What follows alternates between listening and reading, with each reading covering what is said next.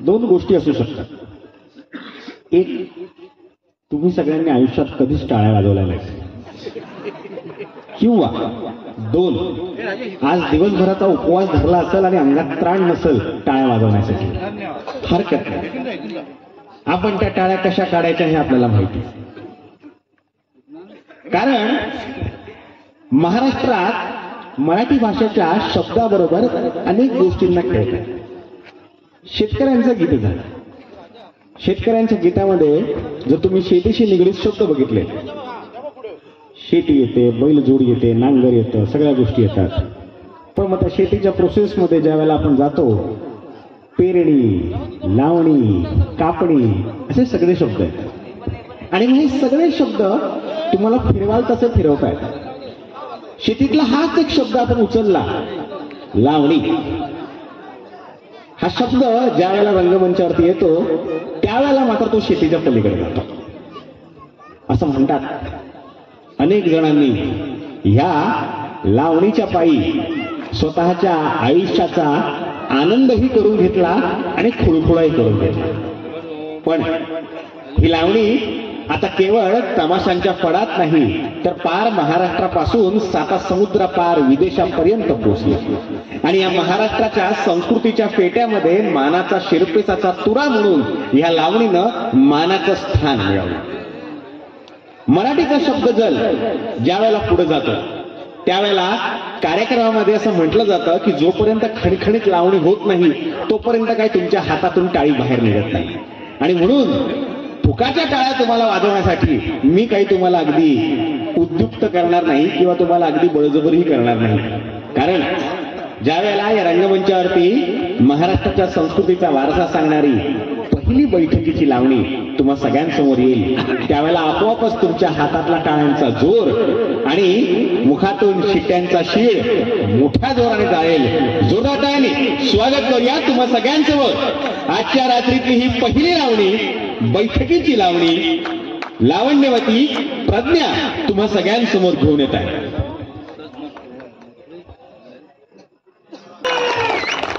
जरा खडखडीत जोरदार टाळ्या अजून झाल्या पाहिजेत. जवळजवळ 700 खुर्च्या समोर ठेवल्या. 700 खुर्च्यांच्या 700 खुर्च्या भरल्या. अनेक जण आता तरडी बाट पोरं एकदम मागं उभी आहेत. ही माणसं शिट्ट्या पण घेऊन आली आहेत जत्रेतल्या, बरोबर की नाही? त्याने शिट्टी ऍक्च्युली अशी मारायची जास्त मजा असते. हरकत नाही, कोणाला येत नसेल मारतात आपली शिट्टी काढून मारली. हा जे बात, आता कशी तरी मजा आली. 700 खुर्च्या समोर ठेवल्या होत्या. 700 खुर्च्या भरलेल्या आहेत. याच्या पुढे खुर्च्यांची पूर्तता तेवढी करता येणार नाही. पण एकदा जोरदार टाळ्या तुम्हा सगळ्यांसाठी, कारण एवढ्या मोठ्या संख्येनं तुम्ही आजच्या या कार्यक्रमाला उपस्थित राहिलात, या सत्यनारायणच्या पूजेच्या उत्सवामध्ये तुम्ही सामील झालात त्याबद्दल तुम्हा सगळ्यांचे मनपूर्वक आभार. थोड्या वेळापूर्वी संध्याकाळी गृहस्थ आम्हाला भेटले. ते आपल्या गावाचा इतिहास सांगत होते. केळशी, आतगाव, छत्रपतींच्या काळापासून ते अगदी फार इतिहासातल्या जुन्या गोष्टी फार चांगल्या प्रकारे सांगत होते. त्यातल्या आतगाव या शब्दानं फार सुंदर मन मोहरलं. आद म्हणजे आद्य, म्हणजे पहिलं, आधीपासून असणारी माणसं. महाराष्ट्रातल्या दरीखोऱ्यामध्ये तुम्ही आम्ही गावकरी आज शिकलो, सवरलो, मुंबईला गेलो, 4 पैसे कमवले, गावी आता टुमदार झोपडीपासून चांगलं घर झालं. मुंबईला यायला जायला अनेकांकडे आता 4 चाकी सुद्धा आली असेल. स्वतःच्या प्रगतीनं आपण आपल्या कुटुंबाला, परिवाराला पुढे घेऊन गेलो. पण फार पूर्वी, आजपासून जर 4, 5, 6 पिढ्या आपण मागे गेलो, तुम्हा आम्हा सगळ्यांच्या पूर्वजांचा जर आपण विचार केला तर ती माणसं मात्र तेवढी काही प्रिव्हिलेज नव्हती. ती काबाड कष्ट करणारी माणसं होती. शेती राखायची, जंगलात जायचं, सगळ्या गोष्टी करायच्या आणि त्यातून आपल्या पिढीला पुढं कसं घेऊन जायचं यासाठी जद्दोजहद करणारी ती पिढी होती. आजही महाराष्ट्रात अनेक जंगलांमध्ये त्याच आदी मूळ निवासी असणाऱ्या महाराष्ट्राच्या आदिवासींची पिढी राहते आणि ती पिढी स्वतःच्या कलेला, संस्कृतीला वेगवेगळ्या प्रकारे जपत पुढे जाण्यासाठी प्रयत्न करते. महाराष्ट्राच्या या आद्य संस्कृतीमधल्या या विविध वेगवेगळ्या पाड्यांमधल्या आदिवासी संस्कृतीला विसरून चालणार नाही आणि म्हणून कार्यक्रमात पुढे घेऊन जात असताना तुम्हा सगळ्यांसमोर भारतातला पहिला संगीत सिनेमा जो कुठला आला असेल तो जब्बार पटेलांचा जैत रे जैत आणि त्या जैत रे जैत सिनेमातली गाणी सुद्धा तितकीच अफाट आणि तितकीच मोठी. आज 50-60 वर्षानंतर सुद्धा ती गाणी ज्या वेळेला वाचतात आणि त्याच्यावरचा नुकत्यावरती ठेका धरला जातो त्यावेळेला महाराष्ट्राच्या प्रत्येकाच्या रक्तामध्ये त्या आदिवासी मूळ संस्कृतीचा एक अंश जो असतो तो पुन्हा बहरून उठतो. त्याच अंशाला तुम्हा सगळ्यांसमोर चालवण्यासाठी सादर करत आहोत महाराष्ट्राच्या त्या आदिवासी संस्कृतीचा हा रंग. तुम्हा सगळ्यांसमोर जोरदार टाळ्यांनी स्वागत करूया. घेऊन येत आहोत ठाकर.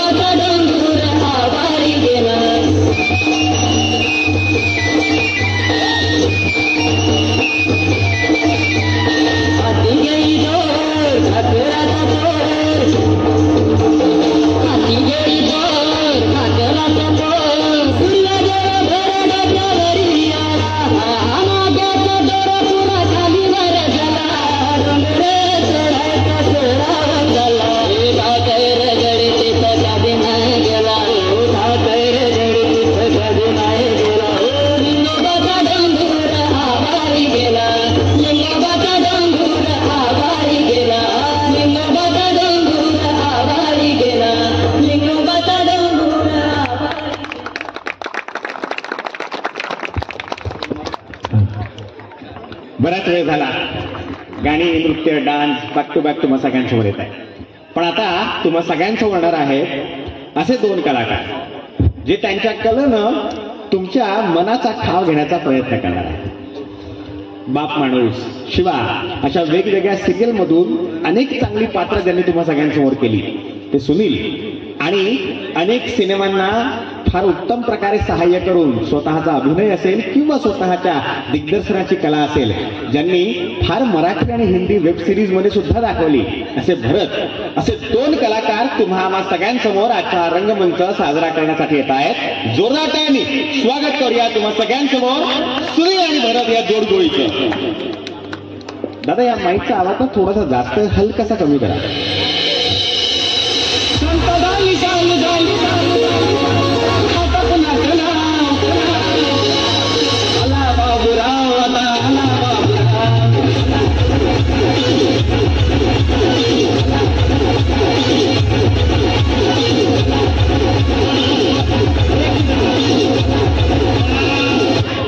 मंडळी जरा जोरदार टाळ्या वाजवून द्या आपल्या साऊंडवाल्या दादासाठी शेवटपर्यंत.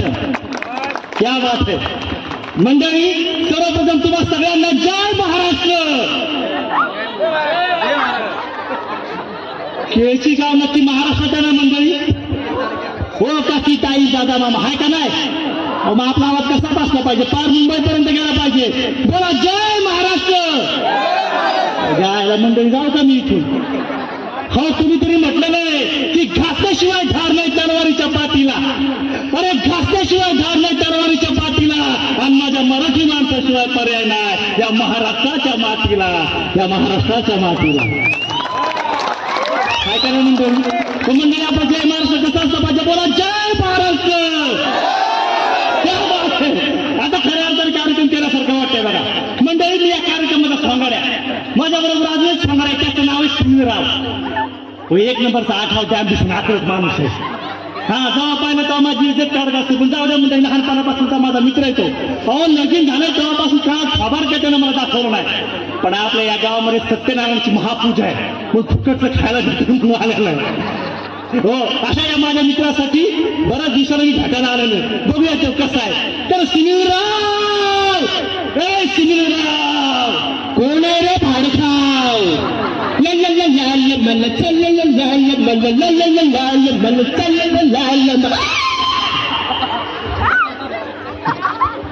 सुरेश, अरे रमेश, काढ बरी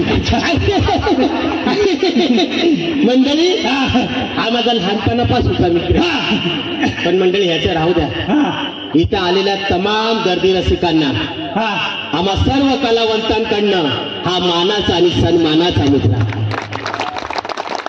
आणि सगळ्यात महत्वाचं म्हणजे मुंबईकर जे चाकरमानी वेळात वेळ काढून सत्यनारायणच्या पूजेला आले त्याबद्दल मंडळाच्या वतीनं तुम्हा सर्वांचं धन्यवाद. मुंबईकरांना टाळ्या झाल्या पाहिजे. आणि वेळात वेळ काढून यार गावाच्या मातीमध्ये एकदा तरी आलंच पाहिजे यार. तुम्ही लोक फक्त आता माझे मगाशी निवेदन बोलले की तुम्ही लोक खूप भाग्यवान आहे की तुम्हाला स्वतःच्या हक्काची ही माती आणि गाव. पण असू दे मंडळी, हा माझा लहानपणापासूनचा मित्र आहे. याला बघितलं तर मला लय बरं वाटतं बघा. आणि भारतराव तुम्हाला बघितलं माहीत थोडा लहान आहे. आणि भारतराव तुम्हाला बघितलं की असं वाटतं की तुमच्या मैत्रीसाठी दोन शब्द बोलावे. बोल पण काहीतरी चांगलं बोल. एकदम चांगलं बोलला की बालपणीचा सवंगडी तू मित्र भेटे मित्राला. क्या बात आहे. आवडलं तर कडक टाळ्या झाल्या पाहिजे माझ्या मित्रासाठी. बालपणीचा सवंगडी तू मित्र भेटे मित्राला. जशी भाद्रपद महिन्यात कुकरू सापडे कुत्र्याला. काढलीच काय इज्जत? मी इज्जत काढली, तू दात काढलास. म्हणजे त्याचं काय झालं, 4 वाक्य पाठ केली होती.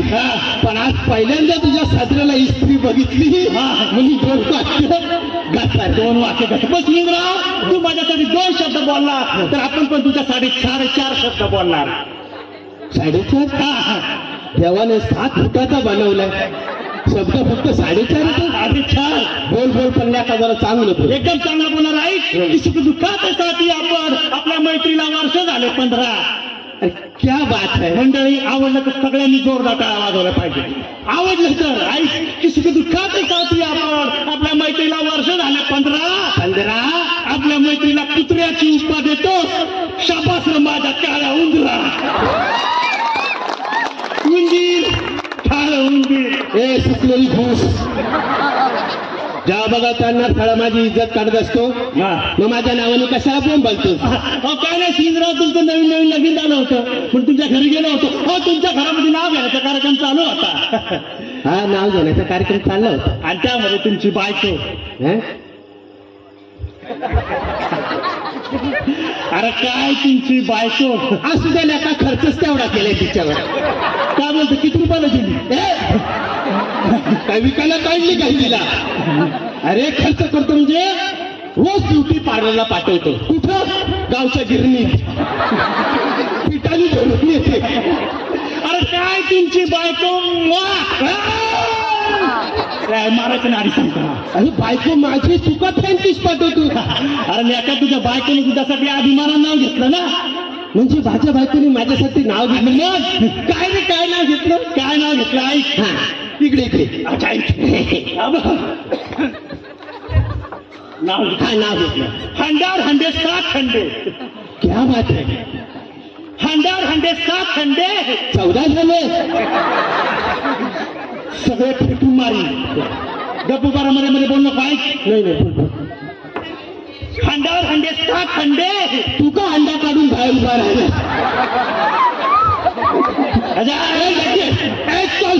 नाही नाही एक कॅमेरा इकडे लावला आणि एक कॅमेरा तू इकडे लावला म्हणून म्हटलं. बोल बोल ऐक मध्ये बोलत थोबड नाही बोल. थोडी मध्ये बोलत ऐक. ऐक ऐकून अभिमाना नाव घेतलं. 100 खंडे त्यात भरणे दगड झोंडे. दगड धोंडे. हा 100 खंडे त्यात भरणे दगड झोंडे. आणि सुनीलरावाचं नाव घेते त्याच्या घरातले सगळे मागड झोंडे.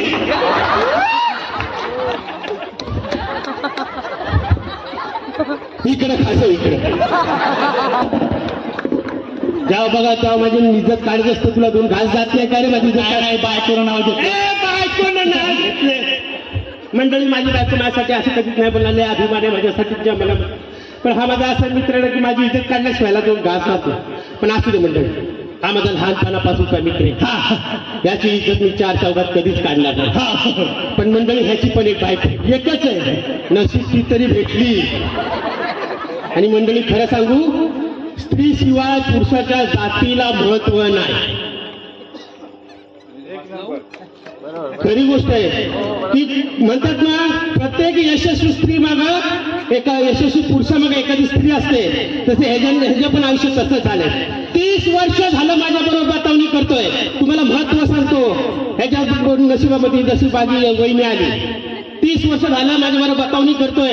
एकदा कधी ह्यानी इस्त्री नाही मारली सदऱ्याला. आणि आज बघा सदऱ्याला इस्त्री मारून आला. कारण ह्याच्या पण नशिबामध्ये एक बाई आली. मग माझी वहिनी इथेच कुठेतरी बसली इस्त्री मारून दिली. तिच्यासाठी एकदा टाळ्या होऊन जाऊ बिचारीसाठी. म्हणजे कसं नवऱ्याला चकाचक ठेवलंय. तर तुझ्या बायकोनी पण तुझ्यासाठी मस्त नाव घेतलं. इथेच बसली तुझी बायको. मस्त नाव घेतलं. अख्ख्या गावासमोर नाव घेतलं की खोका लाकडाचा खोका. हे काय खिळात घातला. बाई तेवढं काळजी बाबत तिची. मस्त नाव घेतलं. अख्ख्या गावासमोर नाव घेतलं. नाव आवडलं तर माझ्या वहिनीसाठी टाळ्या झाल्या पाहिजे.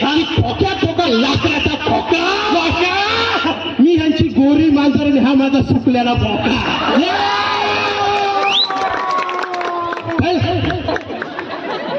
लोकांना नाव ठेवतो तेव्हा बरं वाटतं. स्वतः बोलल्यावर कसं तुमच्या बुडाला लागला ते. पण मंडळी सांगू हा माझा लहानपणापासूनचा मित्र आहे. याची इज्जत मी 4 चौघात. काय इज्जत काढणार नाही. इज्जत काढणार नाही. समजे कानाच्या वाटावर काढली म्हणता इज्जत काढणार नाही. आता कसं वाटतंय? गारगार वाटतं की नाही? गारगार वाटतं. म्हणजे लोकांची इज्जत काढतं तेव्हा तुम्हाला बरं वाटतं. पण ज्या वेळेला स्वतःची इज्जत 4 चौघामध्ये निघते तेव्हा मनामध्ये कुठंतरी दुखतं का नाही? म्हणून लहानपणी आईचं ऐकलं असतं तर लय बरं झालं असतं. आता आली गाडी पटली. काय सांगायची आई? अरे तेच तर ऐकलं नाही ना. याचं काय ऐकलं का? मंडळी जाता जाता एक चांगला कान मंत्र देतो मी माझ्या सगळ्या तरुण मित्रांना की जो मित्र दुसऱ्याला हसवण्यासाठी आपल्या मित्राची इज्जत 4 चौघात काढतो त्याला मैत्रीचा अधिकार नाही. त्याच्यापेक्षा दुश्मन बरा. बदलता समोर वार करणारा दुश्मन बरा. पण मागून वार करणारा मित्र नको.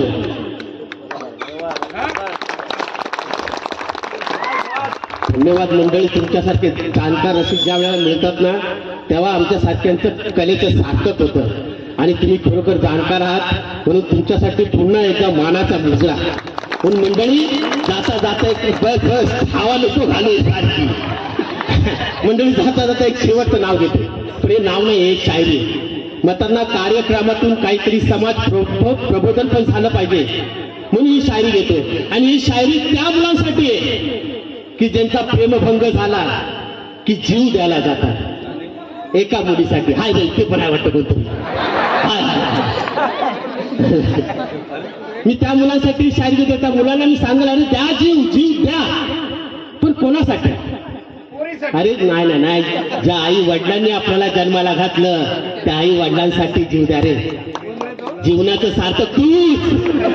लाईट इकडे लावली तू अंधारात बोलतो पुरीसाठी. भाड्यावरती भेटतील पुरीसाठी उडी मारलीस तर बस भेटतील तिकडे.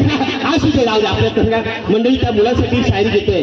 शायरी आवडली तर हक्काच्या आणि प्रेमाच्या आणि या खामाच्या टाळ्या झाल्या पाहिजे. त्या मुलांसाठी शायरी आहे की देखना है तो नजारों को देखो बाजारों में क्या रखा है. देखना है तो नजारों को देखो बाजारों में क्या रखा है. जान देनी है तो वतन के लिए दे दो. इन हसीनाओं में क्या रखा है, इन हसीनाओं में क्या रखा है. धन्यवाद मंडळी, धन्यवाद. याचा पुढच्या वळणाची पांडुरंगाच्या चरणी ही स्वर्णाद सुमनांजली. जोराटा नाही अडगडे खडखडीत कळवला खळखळून निखळ हास्याचा कारंजा फुलवणारे हे आमचे दोन्ही कलाकार. त्याच्याबद्दल मनपूर्वक आभार. या